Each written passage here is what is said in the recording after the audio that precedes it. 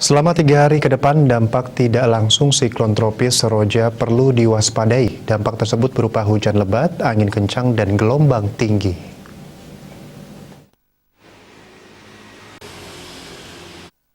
Petugas Perakirawan BMKG Wilayah 3 Denpasar Eka Putrawirawan mengatakan, untuk saat ini siklon tropis Roja telah bergerak sekitar Samudra Hindia sebelah selatan dan barat daya Bali serta sudah semakin menjauhi Indonesia.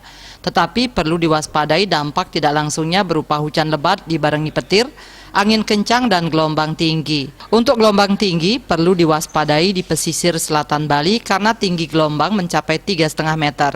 Untuk angin kencang terutama Bali bagian selatan, utara, dan timur masih berpotensi. Sementara curah hujan potensinya ringan sedang yang perlu diwaspadai Bali Barat dan Utara. Jadi untuk siklon tropis Roja itu saat ini berdasarkan update terakhir yaitu berada di sekitar Samudra Hindia, yaitu sebelah selatan Wehaku ya, artinya sebelah selatan atau agak ke barat daya sedikit, jadi istilahnya artinya udah semakin menjauhi wilayah Indonesia pergerakannya, dan diperkirakan juga untuk beberapa hari ke depan juga pergerakannya menjauhi wilayah Indonesia.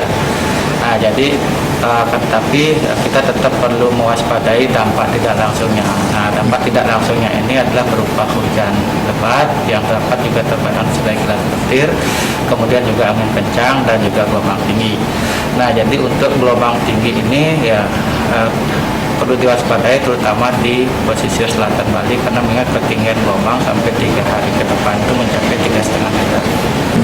Jadi untuk aktivitas kelautan itu baik nelayan maupun kegiatan di pesisir pantai itu pasti tetap perlu diwaspadai. Ditambahkan secara teori, pergerakan siklon tropis selalu menjauhi wilayah Indonesia atau ekuator meski bibitnya berada di Indonesia. Rai Swantara, Bali TV.